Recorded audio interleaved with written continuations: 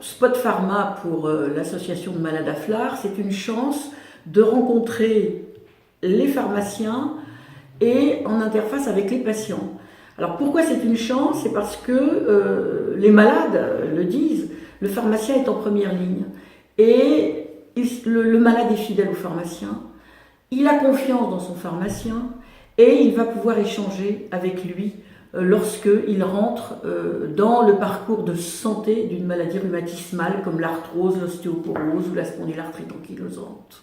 Il y a un domaine aussi où le pharmacien est là aussi un intervenant pivot, c'est parce que le malade, parfois, il va faire des pauses de médicaments, il va faire parfois des arrêts partiels ou complets, et il ne va pas oser en parler à son médecin, et il pourra peut-être mieux en parler avec son pharmacien.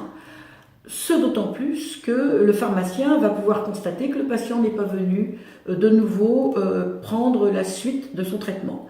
Ça, c'est un premier point notable. Le deuxième point, c'est que le pharmacien peut aussi être amené à répondre à des patients qui cherchent à acheter des médicaments sur Internet ou qui ont écouté des médias sociaux, qui peuvent d'ailleurs jouer un rôle positif parfois ça l'est moins, et le pharmacien va pouvoir conseiller utilement le malade pour lui éviter de faire des achats parfois très chers de substances non contrôlées. Là, on est toujours dans la sécurité et à la fois le conseil.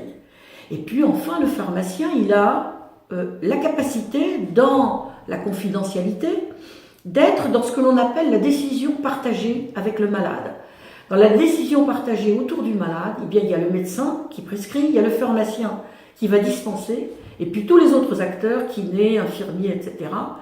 Et le pharmacien, dans cette décision partagée, peut, là aussi, échanger avec le malade un certain nombre de points, notamment dans l'espace de confidentialité. Ça, c'est un point aussi très important.